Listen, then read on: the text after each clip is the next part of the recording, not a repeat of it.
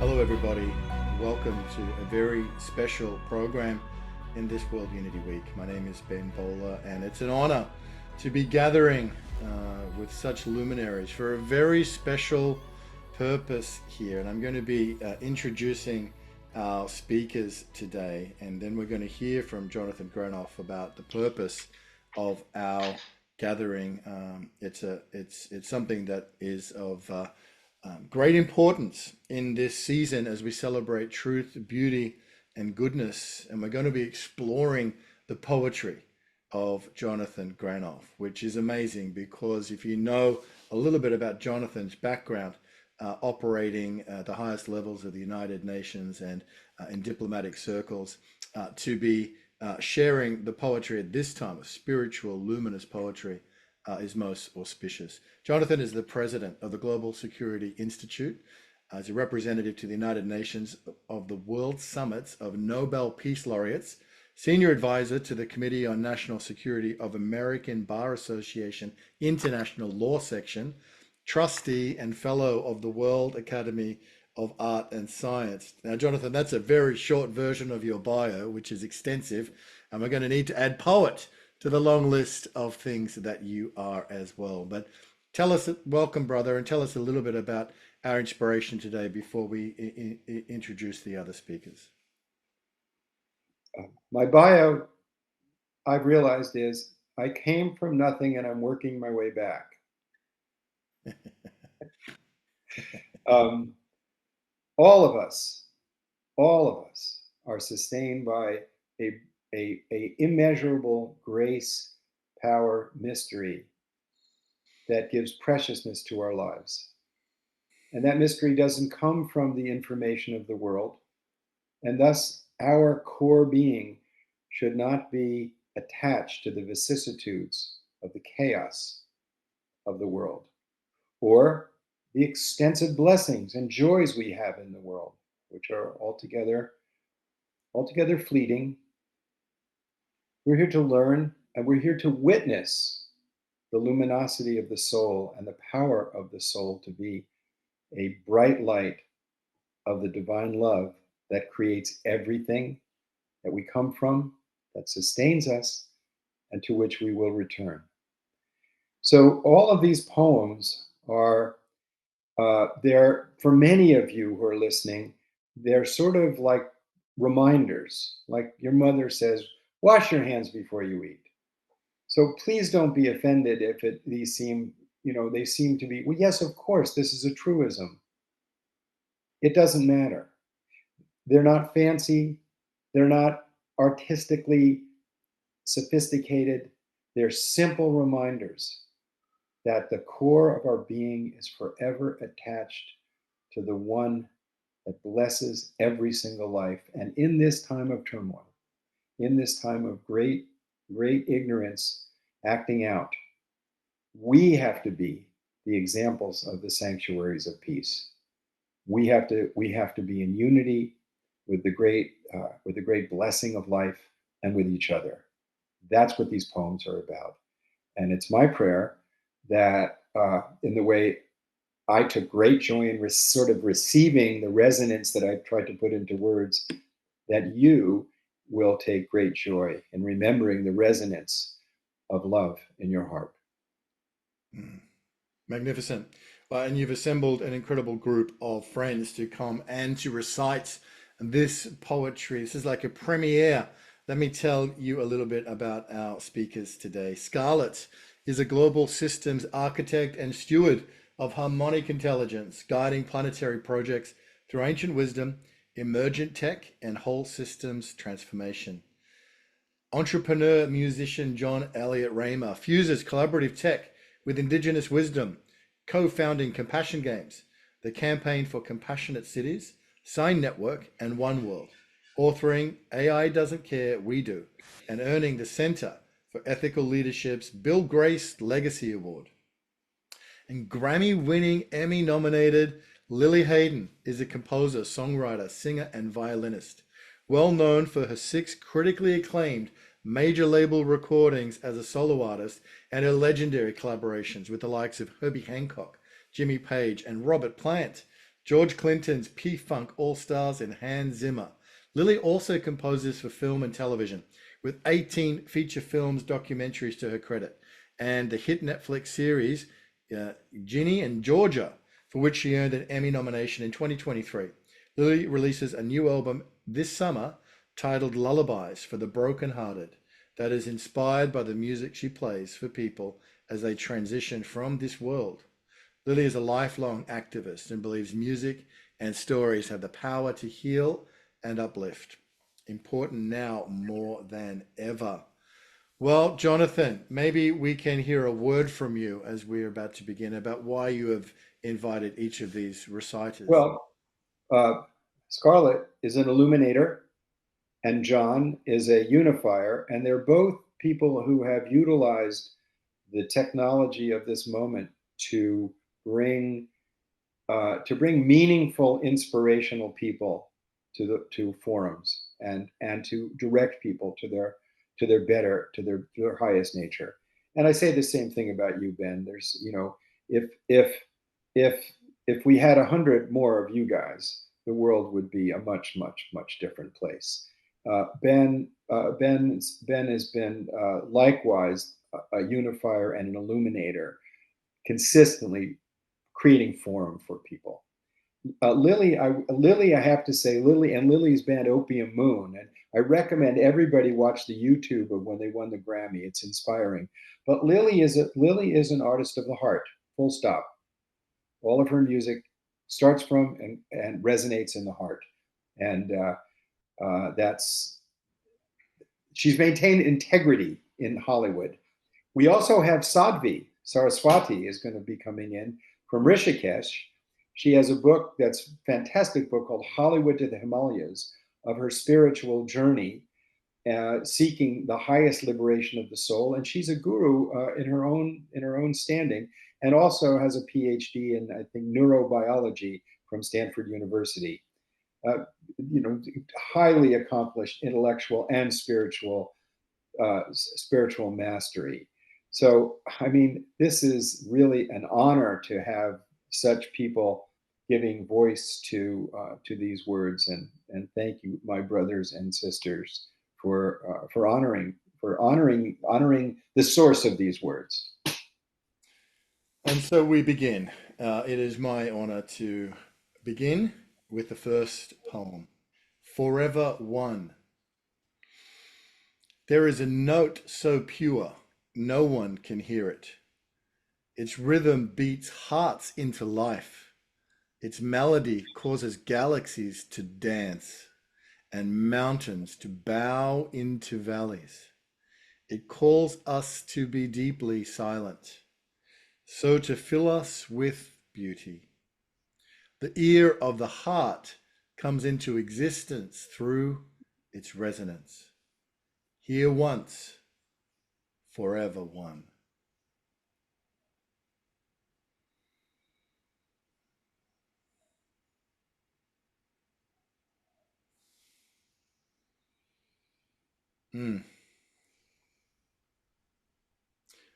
All of creation is called into this great symphonic dance, singing hallelujahs to the heavens.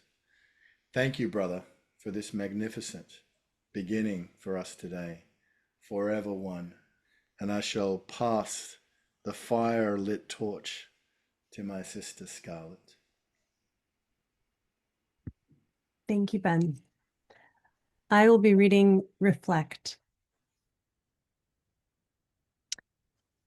There can be no creation without grace. Without wisdom, this truth is hidden from the senses, mind, and intellect.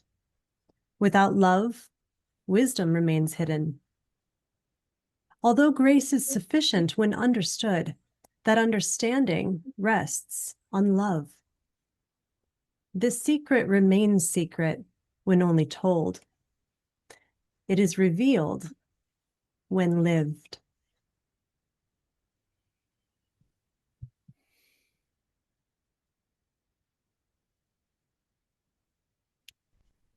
I will pass the baton to Lili. going to start with some music, and then I'll read on top of the music.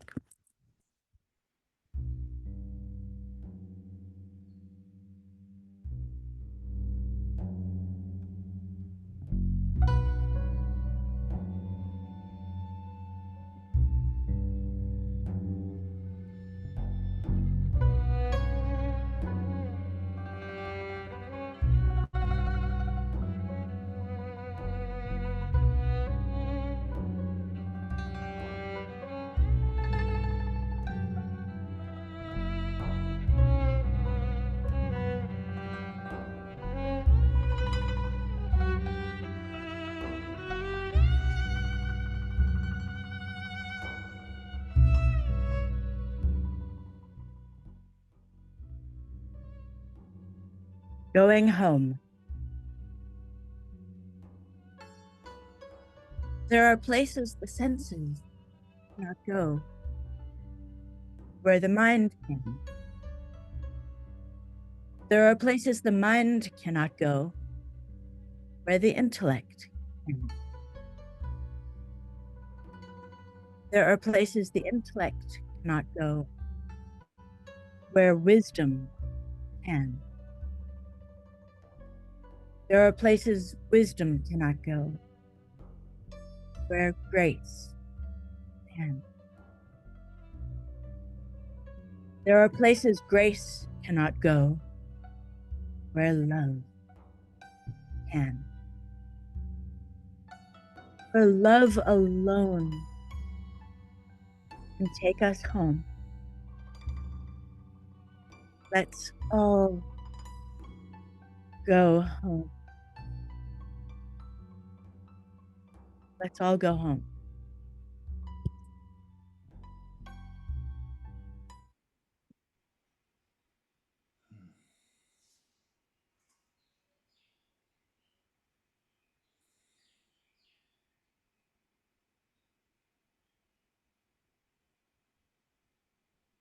I will pass the torch to Jon.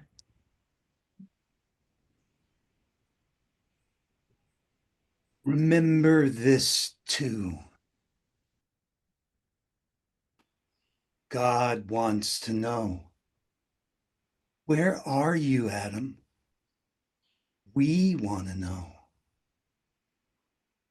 Knowing is the response to God's call. Where are you, Adam? Jesus reminds us, here, inside love, knowing is fulfillment, the hidden treasure of divine presence, longing to know itself. Wake up, heart. The awakening of the heart startles beauty into manifesting through Adam, through us. Where are you, Adam? Knowing is here, inside realization through us. Grace is placed inside realization through us. Compassion is inside realization through us. Love is inside realization through us. Here, my beloved, I am right here.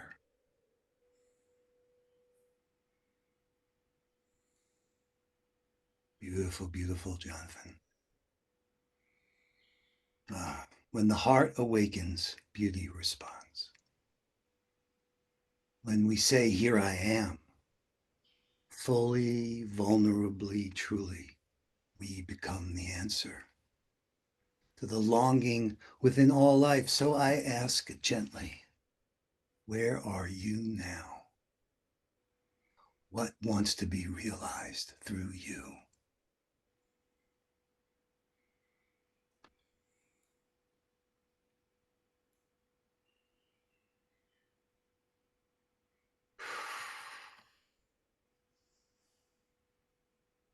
take a breath. And simply notice.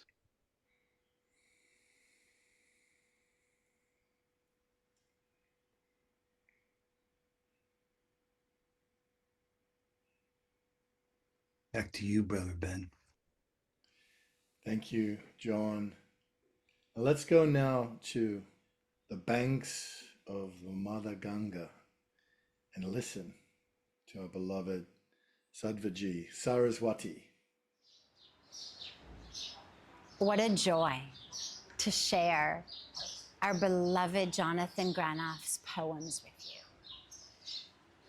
His poems show us what happens when the heart and the mind are so in alignment with the divine.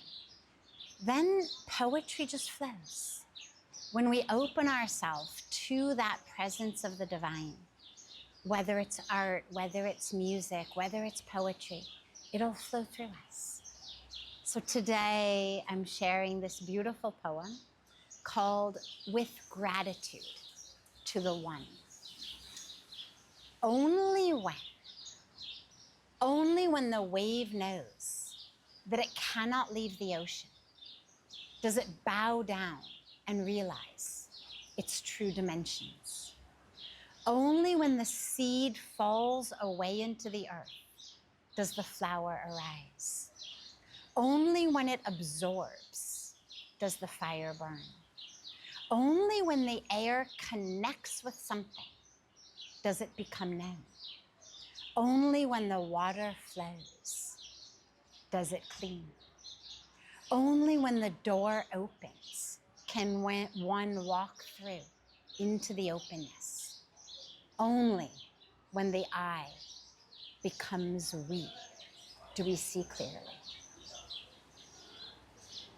This poem encapsulates so many of the core teachings of the Vedas, of this incredible spiritual tradition.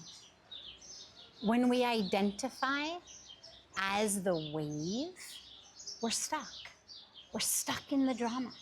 We go up, we go down. When we go up, we're happy. When we go down, we're sad. But we're not the wave. We're the ocean. And that shift in awareness from being the wave to being the ocean is the freedom from being stuck to being free. It's the shift from suffering to the end of suffering. It's the shift from ignorance to wisdom. When the seed allows itself to crack, only then does it actually sprout and blossom and become the tree. If we want the flowers of us, our dharma, our offerings to the world, our gifts, our blossoming, if we want that to happen, we have to be prepared to crack. It's one of the corest, most powerful teachings of life purpose, of success, of embracing your dharma. If we are stuck and we're contracted and we're afraid, we'll never be able to sprout. We'll never blossom. And if we never sprout, then whether our dharma is to be a flower, a rose, a jasmine that gives fragrance, or whether our dharma is to become the apple tree that gives apples, we may never know. And we don't have to know in advance. It's not that we come onto this earth with something stamped on our rear ends that tells us what our dharma is. Spiritual practice is that trust fall into the universe that tells us, allow yourself to crack. The universe knows what you're going to become. And only when we surrender into the earth with the faith that the soil of the earth is going to nourish us, nurture us, and allow us to grow. When the I becomes we. And it's so beautiful because in this poem, I mean, there's so much to say about this poem, but just in a few minutes, when the way he's written it is when the I, this I, E-Y-E, I. But of course, the deeper meaning is the I, that capital I with which we identify, that core of ignorance. When that I becomes we, then illness becomes wellness. If you look at the words illness and wellness and you take away the I of illness and you substitute it for we, illness becomes wellness. All of that in which we are suffering, personally, in our mental health issues, in our families, in our communities, in our nations, these divisions on the basis of race or religion or color or sexual orientation or nationality. When we realize that this I, me, mine, that ego is the source of not only all ignorance, but all pain and all suffering. And we allow that I to become we, then yeah, we can see clearly. And it's so beautiful because we speak in the Sanatana Dharma tradition of this third eye. Not only these two eyes, because these two eyes see form, they see container. But this third eye, the divine eye, actually sees content, it sees essence. And so the reason that we actually wear this tilak, that we focus in our meditation on the third eye, is it's that eye that actually allows us to see. These eyes just see shape and movement and color and size and all of that. But this eye sees the divine. This is the eye that shows us you are not the body. You are not the color. You are not the race or the religion or the bank account or the story. You are not separate. There's no place I end and you begin. There's no place the divine ends and I begin. There is nothing but oneness. And so we meditate on this I to actually allow us to see clearly. Jonathan, we could talk about your poems all day, all month, all year, but just in a few minutes, thank you so much for this beautiful opportunity to read, to share, to be together, and to dive into the ocean of love and truth that is you and that you channel through this beautiful poetry. Om Shanti, Shanti, Shanti. Thank you, Sadhviji. Now let's go return to Scarlett.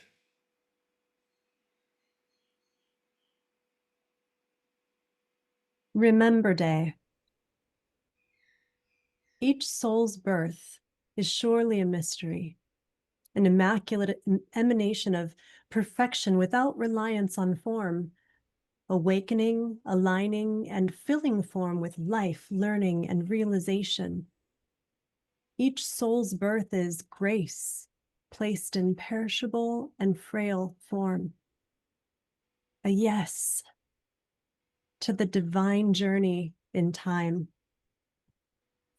Each soul's birth demonstrates the presence of the divine longing to know itself. Each soul's day is sacred and fresh.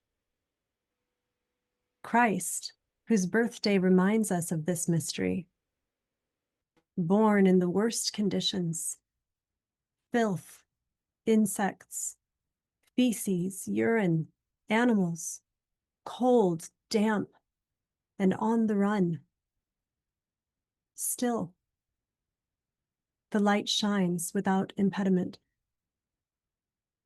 Christ, whose birth deserves attention, reminds us of good news.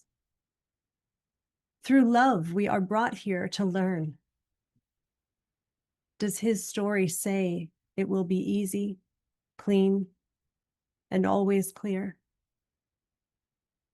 Does his story say we will attain peace? Yes. And again and again and again. Yes. And with that good news, that affirmation, that praise of gratitude, beauty realizes manifestation through the awakening of the heart. Love obtains realization through us. We obtain realization through love. Compassion obtains realization through us. We obtain realization through compassion. God expresses knowing through us. Knowing is the response to God's call. Where are you, Adam? Here, here, my beloved. Knowing is the fulfillment of the purpose, the hidden treasure coming to be known.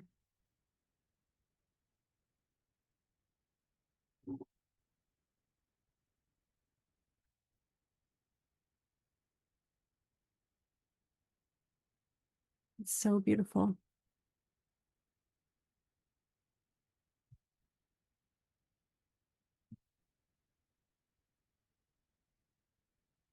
And I would love to pass the torch back to Lili.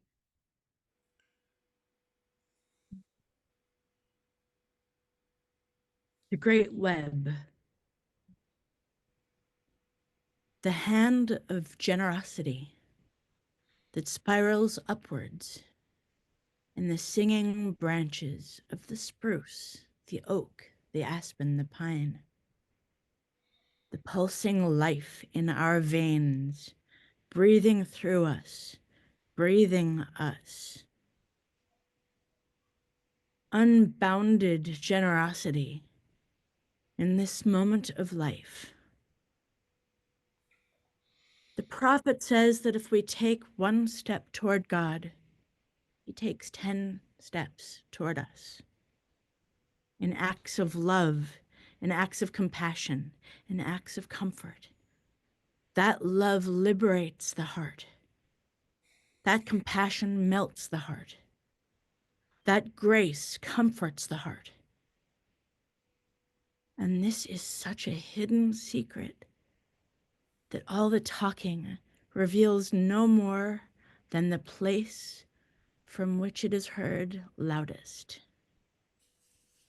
Deeply awakened, silent, and peace. May this be ours, fully.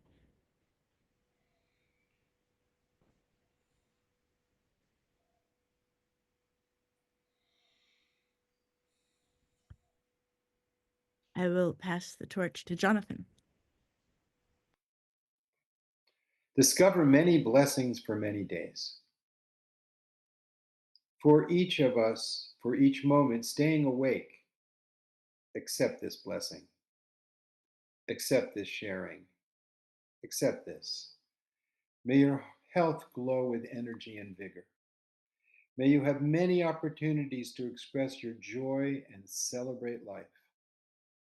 May your cups overflow with wealth and the wealth of generosity. May you have many ways to express your gifts, reflect God's generosity to you, and thus be witnesses to the infinite goodness of the Creator. May your senses be delighted, your intellects clear, your judgment balanced, and your wisdom illuminated. May your friends be true and share joy and sorrow with you. May all our families be united as a foundation to realizing unity with all peoples, families, and individuals. May your sense of human unity bring you to a deeper appreciation for the infinite web of life. May your deep appreciation fill your hearts with gratitude and grace. May you discover the mystery of emptiness wherein plenitude is discovered. May your hearts become resonant with God's infinite blessings of love, compassion, peace, and open wonder. With the willingness to accept God's blessings, life is a garden.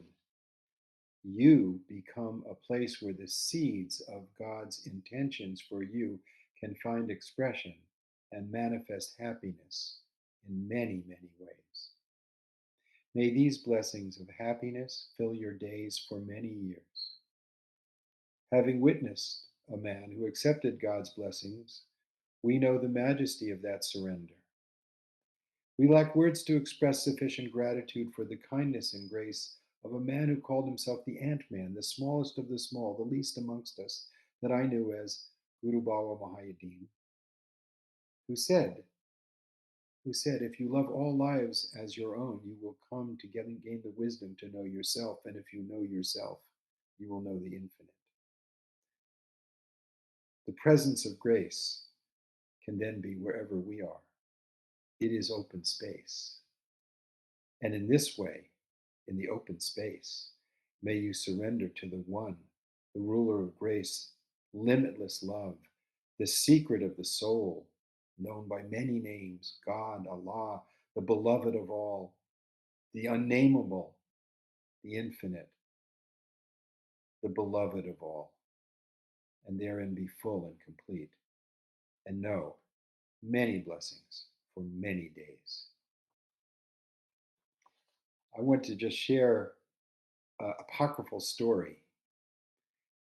There's a great Turkish poet who's the most popular poet in the world right now, Jalaluddin Rumi. He's the most popular poet in Iran and the United States, interestingly. And there's another great poet from Turkey named Yunus Emre. Yunus Emre. And the story is, it's a story, it's a wisdom story. The two of them meet. And Rumi says to Yunus Emre, "Who are you?" And he says, "They took infinity and they wrapped it in some bones and skin. And this season they're calling it Yunus." And Rumi said, "Oh my, you've said everything so quickly. I met someone who treated everyone as this treasury of the infinite presence of God."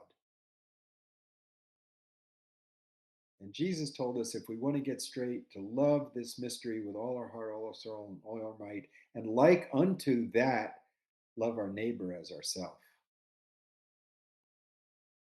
We have to strive to be the witnesses of this truth. This is our responsibility, because we know that it's true, that there's no comparable fulfillment. One taste of the grace of that purity of intention brings so many blessings. May we taste that many blessings for many days.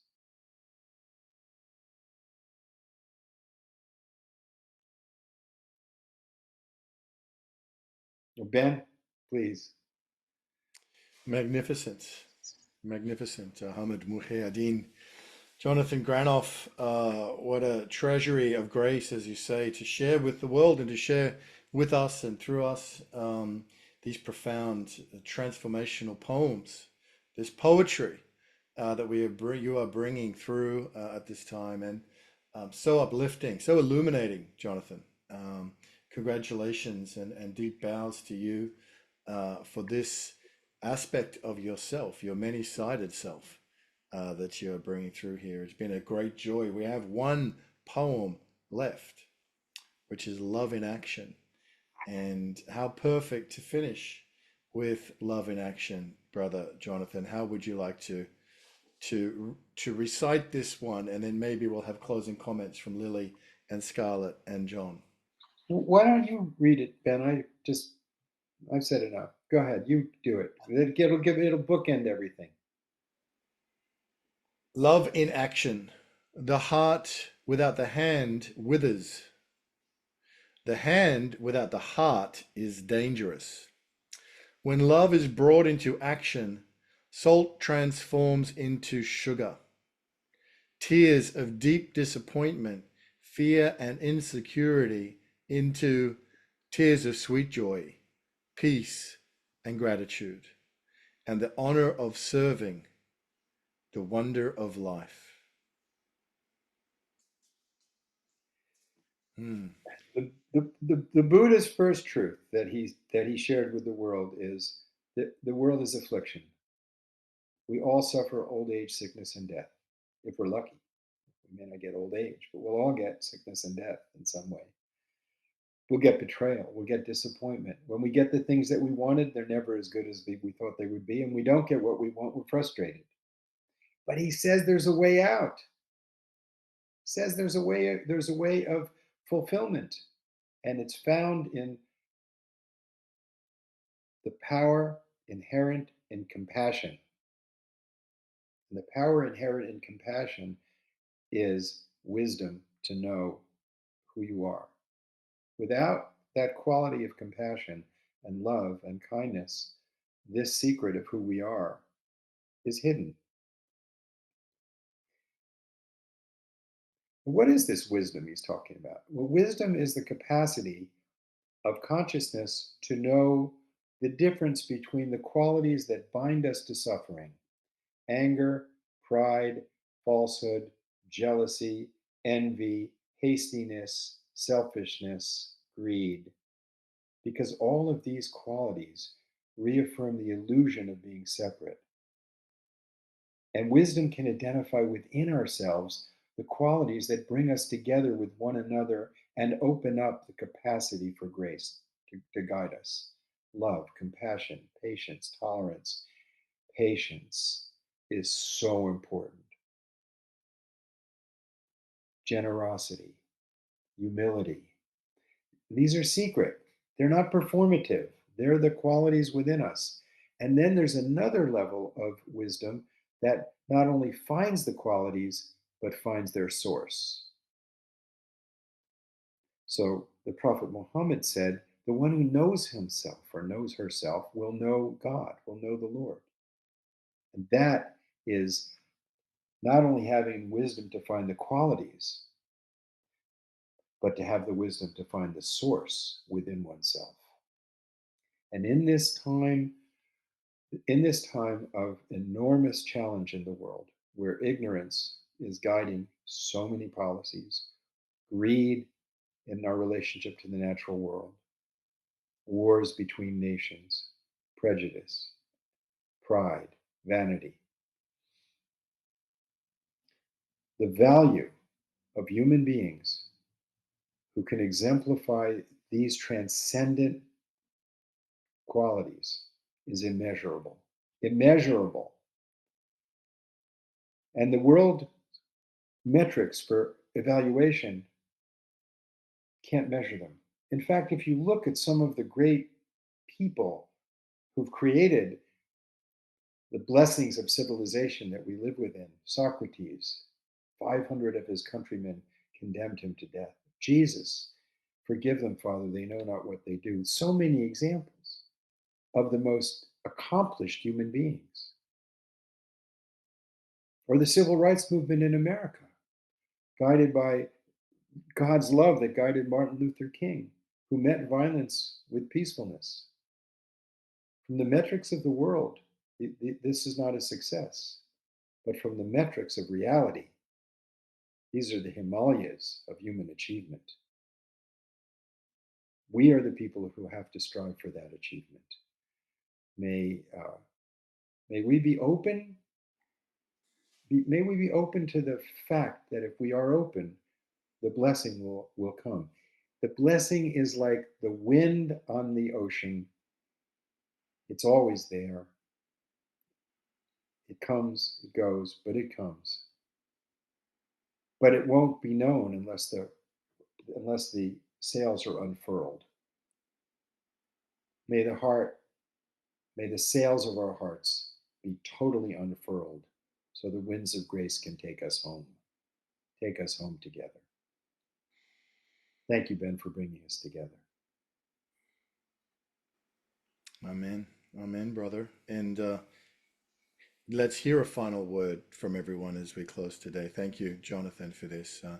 You brought in Eunice Emre, and Eunice Emre famously exhorted us to love the creature for the sake of the creator. And that's really what I get from your poetry. It's the touching the source that you mentioned. We might add to that love creation for the sake of the creator, as well as all of creatures. Thank you, Jonathan. This is a profound gift. Lili, what arises within you in this expression of our brother's poetry today? Just gratitude. These do feel like end times in a way, and it's always a rebirth and ending, and we're always in the process of dying and being reborn if we're paying attention. But if this were the end, I would be very happy to be right here. Like, with you, they would be perfect. I hope it's not, but these are, we. My mom, the brilliant comedian and philosopher Lotus Weinstock, used to say, the Bible says, love your neighbors, you love yourself. But if you don't like yourself, your neighbor's in trouble. That's right. That's a lot of truth to that. And I've realized that, just to speak to the heart of compassion, that really is the only place I feel safe. The eyes of compassion. That is the soul of all the wisdoms that exist. Every discipline ultimately is to see through the eyes of compassion. And I loved, we were talking the other day, Jonathan, about the question you posed to the Dalai Lama. The singularity of the perspective of seeing ourselves. Can you just remind? Sure. Can you share with everyone? Okay. So there was a summit of the Nobel Peace Prize winners in Rome. And we were in a beautiful dining hall overlooking the forum in the Campidoglio, where the legislative body of the country gathers. And I was sitting with His Holiness the Dalai Lama, and we both had glasses on. And I said, our eyes look through our glasses. There's a witness that looks through our mind. Last night, when I was dreaming, I was watching the dream, and then the alarm clock went off, and the witness said, oh, now you're in the world. But the witness was in both dimensions. It was witnessing the perceptions of the mind, and then it's witnessing the perceptions of the senses. So my question, Your Holiness, is the witness looking through you the same as the witness looking through me? Or are we all separate witnesses? Is there one overarching unity of consciousness and being watching through us? Are we intersubjectively one? And he said, well, there's many discussions about this in Buddhism. And I said, really, I was a religion major for a while in college. I've read the books, but I'm interested in your experience about this. And then he said, that is the most important question. And there used to be this commercial on television of a financial advisor, E.F. Hutton, and it was E.F. Hutton says, and everybody would be quiet. Somehow, when the room had Mikhail Gorbachev, Willem de Klerk, Lech Walesa, Wangari Maathai, all of these incredible Nobel Peace Laureates, and the place went silent because the Dalai Lama said, that's the most important question, the mystery of our individuality and our unity. Everyone was quiet. Now, of course, I was just prodding him to talk about the wonder of our interconnectedness, because he obviously lives exemplifying that unity in his actions and in his ethics and his compassion and love. But just before he could express that, one of the monks came over and said, "Your Holiness, there's a photo shoot that's been planned in the next room and they can't wait any longer. You have to go." And he got up and looked at me. Oh, I can't describe the look. It was like, oh, like it was full of compassion and love and frustration at the same time. I like sort of like, I want to be here, but I can't. And I said, even for you, the ugly head of karma is raised. In other words, he had his commitments to the world, and he wanted to talk about the divine mystery, but he had to go to the photo shoot. It has such a ring of sweetness and pathos in it, and he was so loving in the way that he responded. Beautiful. Thank you. Thanks for sharing that story. Lili, final word? What I would like to just say is when so my mom passed away of a brain tumor, so I did a lot of research around the brain, and I learned that when fear is ignited and the amygdala is activated, it literally hijacks the energy from the rest of the brain, robbing us of our powers of empathy, nuance, the subtleties, and actually the ability to really be present for love in a way.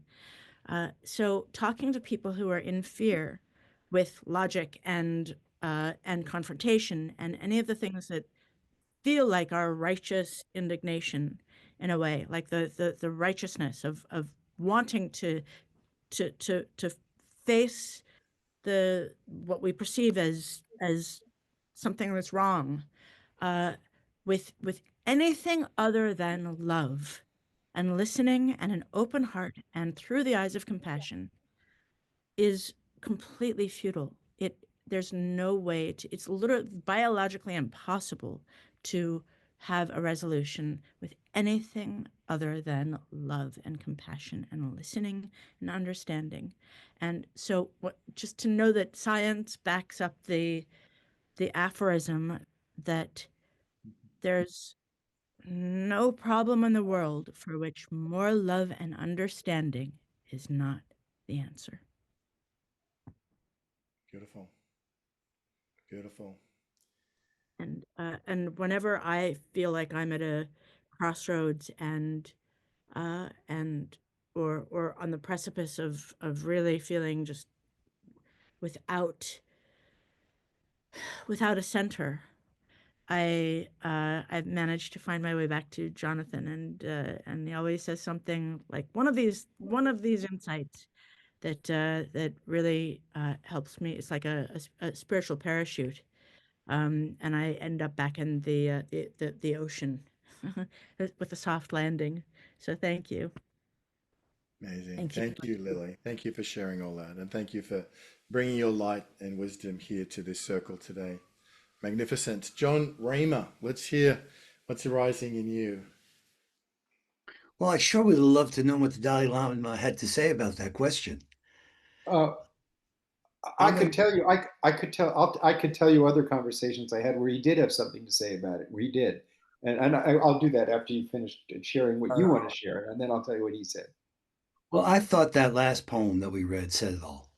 I thought the way you came in and the way you came out. And that's what I'd like to say. Love in action and the honor of serving the wonder of life. That says it all.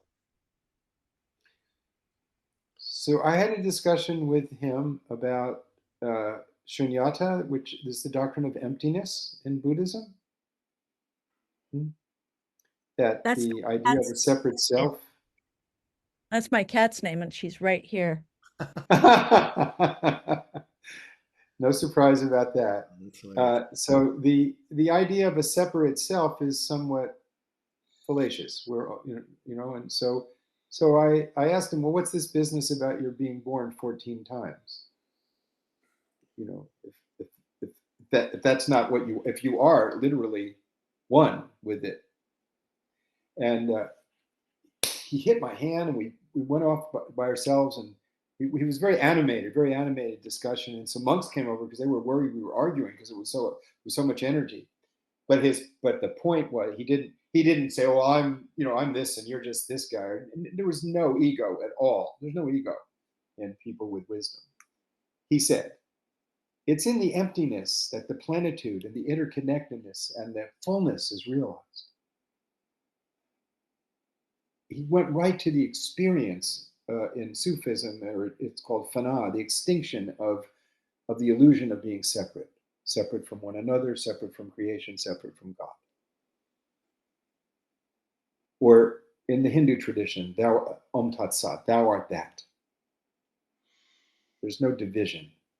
It's an experience that can't be described sufficiently. Any description, as in the Taoism, the Tao Te Ching begins, the Tao that can be described cannot be the Tao, because it's not a noun or a verb. All verbs and nouns come from it. And it is everything is co-arising and sustained by this mystery.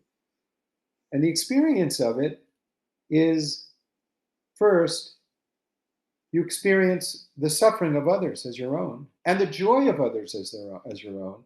But because it's so wondrous, it's blissful. It's extremely blissful. If the teaching was, experience the joy of others for yourself, that's all people would do. But every verse of Quran begins in the name of God, which is compassion and mercy, or that is compassion and mercy. And if we pursue compassion, we learn this other secret, which is that success of others becomes a success that we feel. Not jealousy, but celebrating their success. I mean, you know, John, when so many people that you're connected to succeed in something, you have a piece of that.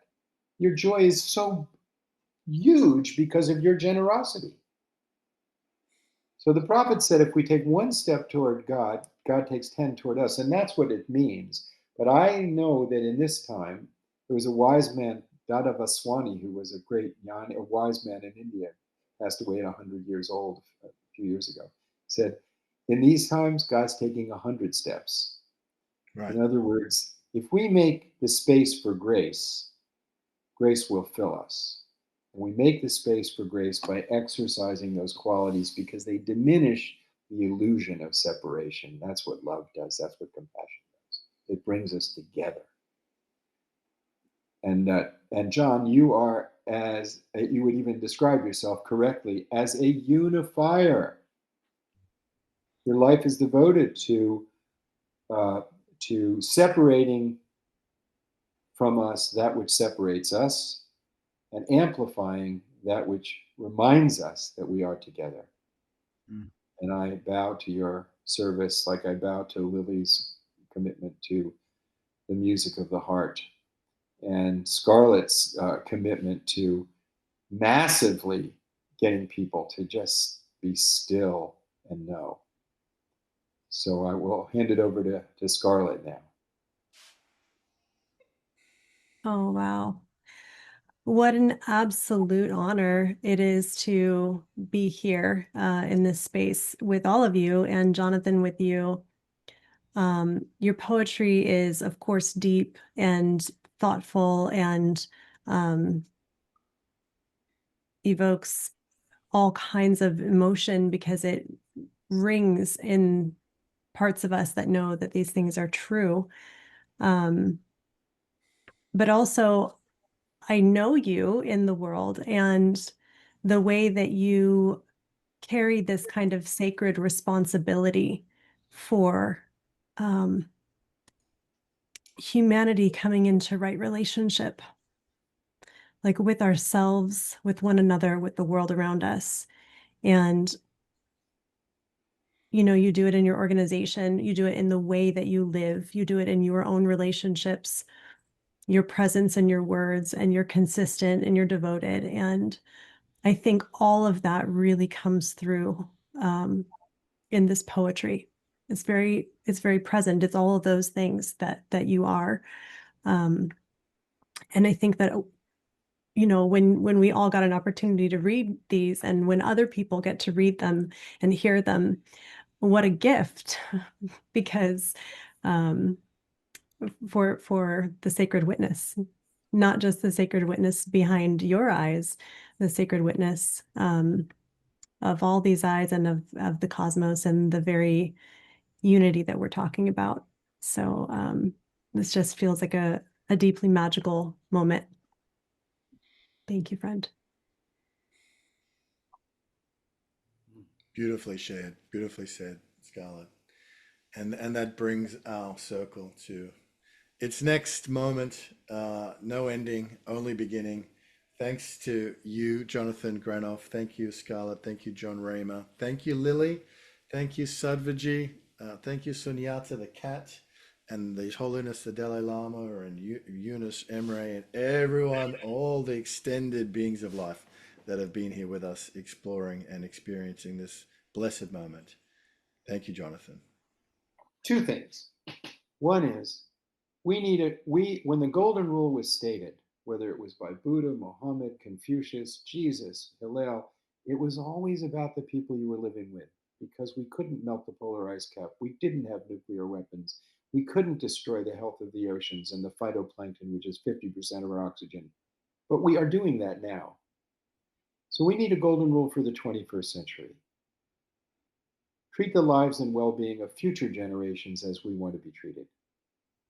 Because now humanity has a responsibility that it didn't have. And the way to do that is to treat those that you're alive with as you want to be treated. That's the way to take care of future generations. So nations, this principle needs to be far and wide. Nations must treat other nations as they want to be treated. Because when this moral principle is exercised, stability in your own life takes place, stability in your family and in your country and in your psychology takes place. When it's violated, chaos comes. But it has to come to stimulate that in people. People who are listening to this are deeper. They're deeper than just the ethical principle. They want to know its source. And here is what the Sufi Saint Baba Muhaiyaddeen said about finding the source. And this should be clear. O humanity, you think you can know all things solely by your investigation. There is, however, a truth that governs such knowing. That truth is this: the state of silence will be invaluable to you. Let the form of divine luminous wisdom grow from this inner silence. See yourself as the consciousness within the form of divine luminous wisdom. It will appear as one. That form is that, and that is you. That state is one. It is that which is the all-pervading radiant effulgence. That is what we are finding.